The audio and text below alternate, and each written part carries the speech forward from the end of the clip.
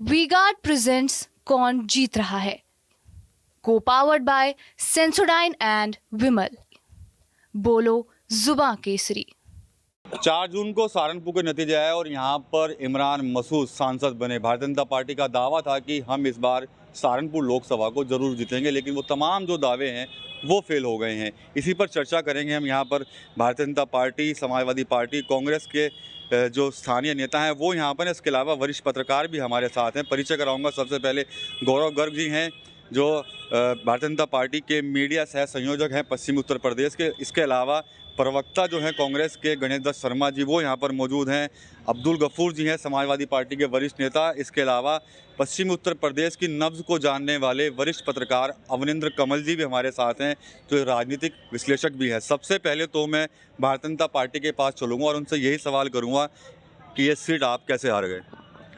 देखिए, चुनाव है, लोकतंत्र है, कहीं ना कुछ कमियां रही होंगी जो कि समीक्षा की जाएगी और उसके बाद कारणों को ढूंढा जाएगा, उनको दूर करने का काम किया जाएगा। लेकिन सबसे महत्वपूर्ण ये है कि इस बार एक बार फिर से केंद्र में मोदी सरकार बन रही है और हम पूर्ण बहुमत हमें जनता ने दिया है। एनडीए को की एक बार फिर से तीसरी बार लगातार पूर्ण बहुमत की सरकार बन रही है।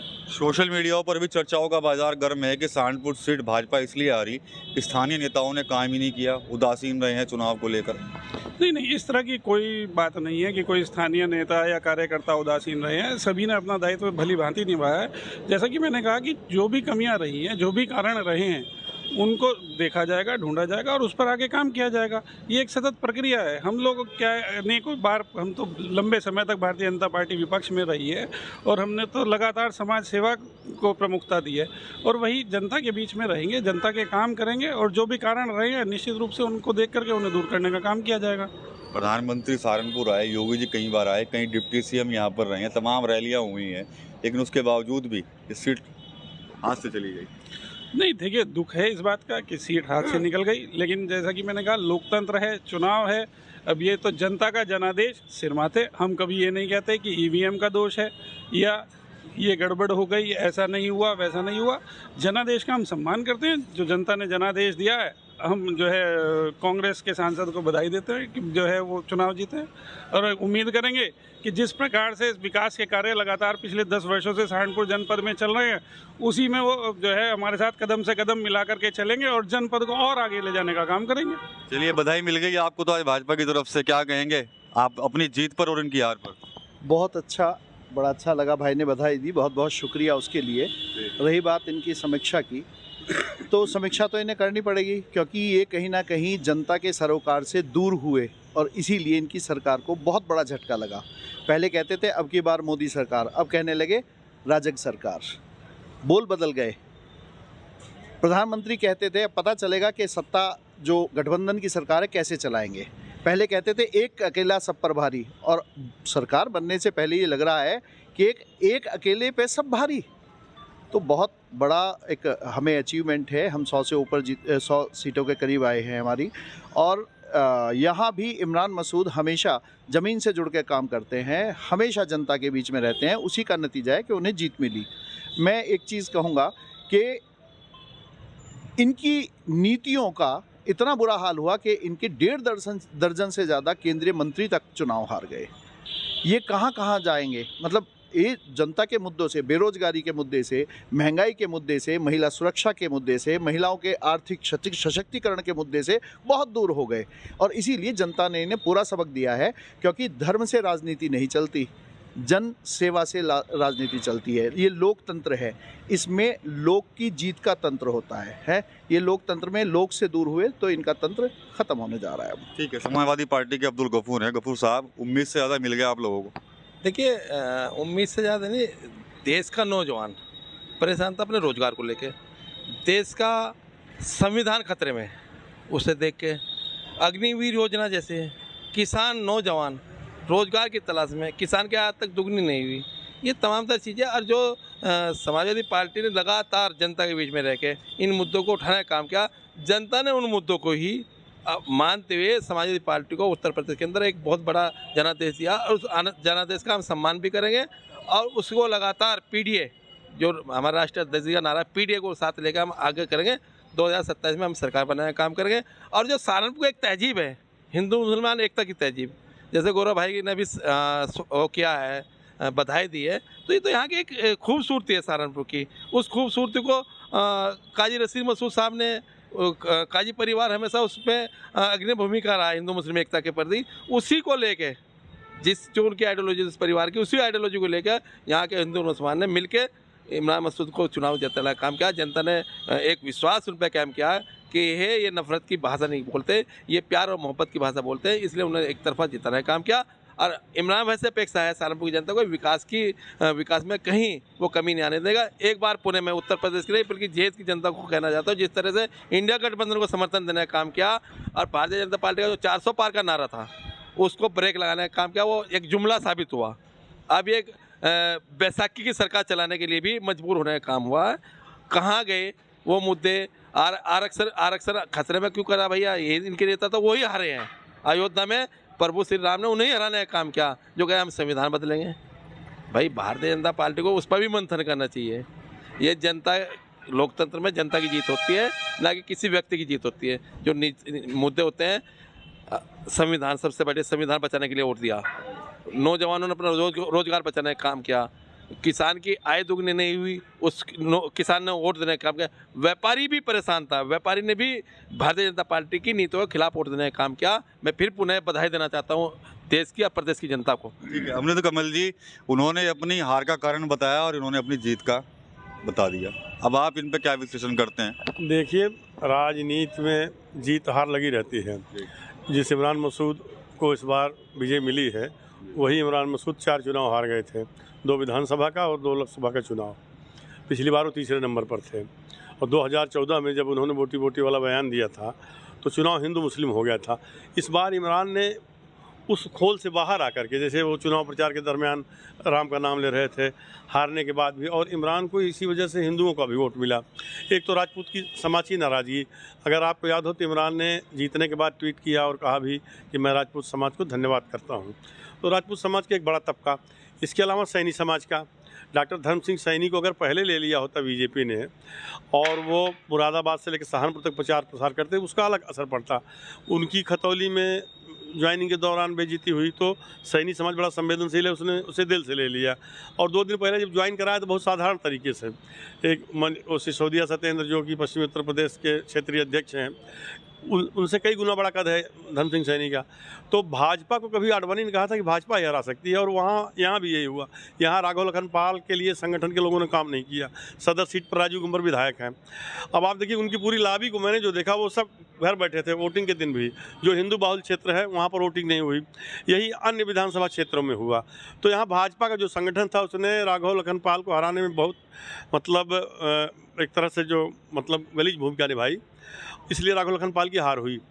वरना शुरू में बहुत अच्छी लड़ाई में थे। ये तो रही राघव की बात। और अगर आप पूरे प्रदेश की बात करेंगे, देश की बात करेंगे, तो जो हमारे प्रधानमंत्री जी हैं, जिन्होंने जिनको परमात्मा ने भेजा है, वो कहते हैं कि बायोलॉजिकल नहीं हूँ, और ये भी उन्होंने कहा था कि मैं झोला उठाकर चल दूंगा, फ़कीर हूँ। अब देखो कैसे कुर्सी से चिपक रहे हैं। आपको देखिए, अपने पैरों पर चलना अलग बात है, बैसाखी के सहारे, लेकिन कुर्सी से वो चिपके रहना चाहते, छोड़ना नहीं चाहते।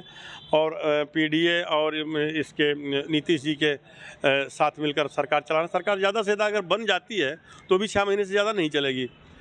मोदी को भ्रम हो गया था, उन्होंने 400 पार का नारा दिया। ये लोग कह रहे थे हम राम को लाए हैं, राम ने कहा तुम मुझे नहीं लाए हो, हम तुम्हें लाए थे और तुम्हें विदा कर रहे हैं। अयोध्या में देखिए मुँह की खानी पड़ी। अखिलेश यादव ने बड़ी सूझबूझ के साथ जो उन्होंने पीडीए का नारा दिया है वो कारगर हुआ। पिछड़ा, दलित और अल्पसंख्यक, तो दलितों का एक बहुत बड़ा वोट बैंक इस बार, उसमें जाटव समाज है, पासी समाज है, वाल्मीकि हैं, वो अखिलेश यादव की तरफ खिसक गया। इसके अलावा जो करंट मुद्दे थे, जैसे बेरोजगारी, अग्निवीर योजना लाना भाजपा के लिए बहुत आत्मघाती रहा। इसके अलावा बेरोजगारी, महंगाई, इससे जनता त्रस्त थी और अखिलेश को कुछ और सीटें मिलती। अगर रालोद से ये जयंत चौधरी एन मौके पर गच्चा नहीं दिए होते तो परिदृश्य कुछ और होता। लेकिन ये जो चुनाव परिणाम है वो 2027 के लिए वो एक तरह से बुनियाद तैयार कर रहे हैं, और उसमें मुझे लगता है कि समाजवादी पार्टी को बहुत ज़्यादा लाभ मिलने वाला है। भारतीय जनता पार्टी भले 240 सीट पा गई है, भाई इनके पास सारा तंत्र था, सारा संसाधन था, कांग्रेस के खाते तक इन्होंने सीज करा दिए, और विरोधियों को ईडी, सीबीआई जो स्वायत्त शासी संस्थाएं थी उनको बीजेपी सरकार ने लंगड़ा कर दिया। और मोदी अमित शाह के अलावा किसी की कोई मजाल नहीं रही जो पूरे 10 साल में जुबान खोल सका हो। राजनाथ सिंह जैसे नेता को आपने उनके पर कतर दिए, कोई नहीं, इन्हीं दोनों लोगों की चल रही थी। इसको भी लेकर पार्टी में अंदरूनी इतनी कला है, ये 6 महीने सरकार नहीं चला सकते, बन जाए भले तोड़ फोड़ करके। तो भाजपा वालों से पूछ लीजिए कि जो परमात्मा जी हमारे प्रधानमंत्री जी हैं, बायोलॉजिकल नहीं है, तो क्यों वो तो कह रहे थे हम फकीर हैं, तो उनको झोला उठा के चल देना चाहिए। इससे अच्छा मौका कुछ नहीं है। लेकिन सच्चाई है कि कुर्सी से बिल्कुल चिपके हुए हैं, और ये पूंजी परस्त पार्टी है भारतीय जनता पार्टी, और वो ये चाह रहे हैं कि फिर, लेकिन इस बार वो ऐसा कुछ नहीं होने वाला है। ठीक है, तो तमाम तरह के आरोप लग गए गौरव जी भारतीय जनता पार्टी पर, संगठन ने हरवा दिया, प्रधानमंत्री की छवि नहीं रही ऐसी। देखिए, हम लोग जनादेश का सम्मान करते हैं, जैसे मैंने अभी विपक्षी प्रत्याशी को बधाई दी, लेकिन विपक्ष की ये चाल चरित्र एक अलग तरह का है। ये लोग कभी जनादेश का सम्मान, विपक्ष की नहीं, एकदम तो वरिष्ठ पत्रकार जो कह उनकी, मैं बता रहा हूँ ना भाई। बात रही मोदी जी की, तो जनता ने स्पष्ट जनादेश दिया है। 293 सीट एनडीए की आई हैं, 293 सीट आई हैं, जो है 30 सीट या 90 सीट आपकी कितनी आई हैं? वो पार्टी बोल रही है जो तीन चुनाव से 100 सीट नहीं लेकर आ पा रही है। झूठ बोलने की दी है, तुम्हें जनता ने सजा झूठ बोलने की दी है। महंगाई कहाँ गई आपकी? महंगाई कहाँ गई? जो आपने बॉन्ड खरीदे, जो वैक्सीन लगाई, जनादेश किसका है? वैक्सीन लगाई, उससे पैसा ले लिया आपने, बॉन्ड ले लिया आपने, जनता को मारने के लिए पैसा ले लिया आपने जनता के लिए बांधने के लिए पैसा लिया, आप फिर पैसा लेने अभी शेयर मार्केट में रोक दिया आप लोगों ने। सबसे बड़ी चीज, इलेक्शन कमीशन, सबसे बड़ी चीज लेवल फील्ड जो थी हमारी, आपको ध्यान होगा, अरे गफूर भाई सुनिए तो सही, अमरिंदर जी तो यहीं पर ही घमासान बच गया, पार्लियामेंट में तो टाइम अंदर जाने का, तो यहीं पर आ गया। सशक्त विपक्ष भी रहा है, खड़गे साहब ने कह दिया कि आप सरकार बनाइए, इनको पता है कि सरकार चलने वाली नहीं है। असल में मोदी जी 3 बार मुख्यमंत्री रहे गुजरात के, पूर्ण बहुमत की सरकार रही, 2 बार प्राइम मिनिस्टर रहे, पूर्ण बहुमत की सरकार। तो जो एक निरंकुश अंदाज में सरकार चलाने का, उससे इनको समझौता करना पड़ेगा।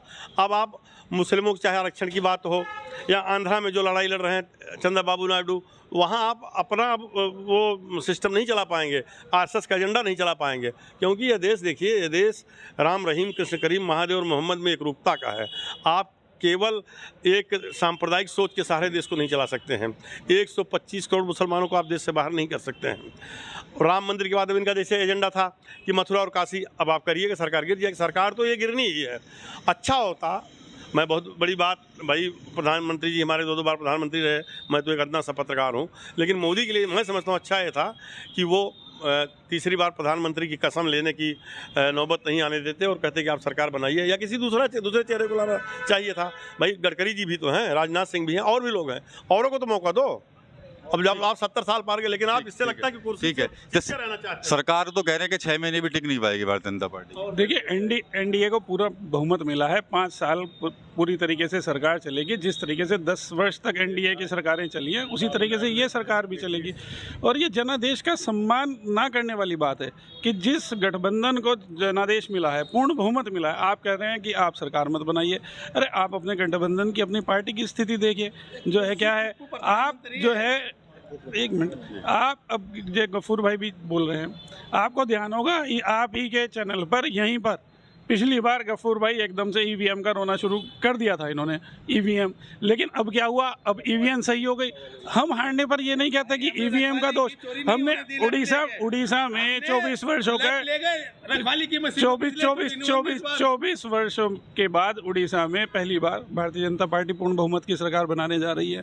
अरुणाचल प्रदेश में हमारी सरकार बन रही है, आंध्र प्रदेश में एनडीए की सरकार बन रही है, और केंद्र में भी पूर्ण बहुमत की सरकार बन रही है। अब रही बात कांग्रेस की स्थिति जो पिछले 3 चुनावों से 100 सीट लेने के लिए तरस रही है। और ये कह रहे हैं बात सीटें घटने की। अरे हार वो होती है कि जैसे आप 2014 के चुनाव में जनता ने आपको 44 पर समेटा दिया था, और इसी तरीके से जो ये कह रहे हैं नैतिकता की बात, 2009 में भारतीय जनता पार्टी के 112 सांसद आए थे, लेकिन हमने ये नहीं कहा कि नहीं, आप नैतिक रूप से सरकार बनाने में सक्षम नहीं है, आप इस्तीफा दे दीजिए, आप सरकार मत बनाइए। हमने सहर्ष उस समय भी स्वीकार किया कि ठीक है, हम जनादेश का जनता का जो जनादेश है हम उसका सम्मान करते हैं, हम उसका सम्मान करते हैं। आप सरकार बनाइए, लेकिन आप देखिए ये वो वाली स्थिति है, एक बच्चा जो 15-18 बार से फेल होता जा रहा है, गलती से उसके 2 नंबर ज्यादा आ गए तो उसके घर वाले चिल्ला रहे हैं पप्पू पास हो गया, पप्पू पास हो गया। ये वो वाली लोकतंत्र में और लोकतंत्र में उसके 5 नंबर कम आ गए तो कह रहे हैं ये तो हार गया। जनमत को स्वीकार आप कीजिए, आपको लगातार हम इस चर्चा को मैं पूछना चाहता हूं कि ये चंद्रबाबू नायडू के साथ जिन्होंने कहा कि 4% मैं आरक्षण मुस्लिम को दूंगा और इन्होंने कहा कि ओबीसी के नाम पे मुसलमानों को के बारे में क्या कहा जिसे आप अपने में जोड़ रहे हैं। आपके वरिष्ठ नेता प्रिय रंजन दास मुंशी को हराने के लिए पूरी ताकत लगा दी, नहीं कर पाएंगे। बंगाल में कांग्रेस टीएमसी से लड़ रही है, पंजाब में आपसे लड़ रही है। ये चर्चा हम यहीं पर खत्म कर रहे हैं और देख सकते हैं कि यहाँ पर कहीं ना कहीं आज पार्लियामेंट में जो लड़ाई लड़ी जानी थी वो आज सबसे पहले सहारनपुर में देखने को मिल गई है। हार जीत के कारणों को लेकर आपस में तगड़ी बहस जरूर हुई है स्थानीय नेताओं के साथ में। इसके अलावा जो वरिष्ठ पत्रकार हैं उन्होंने भी अपना विश्लेषण यहाँ पर दिया। तो कहीं ना कहीं हार और जीत को लेकर दोनों ही पार्टियों के अपने अपने दावे हैं, अपनी अपनी समझ है। सहारनपुर से TV9 के लिए विकास कपिल। वी-गार्ड प्रेजेंट्स कौन जीत रहा है, को पावर्ड बाय सेंसोडाइन एंड विमल। बोलो जुबां केसरी।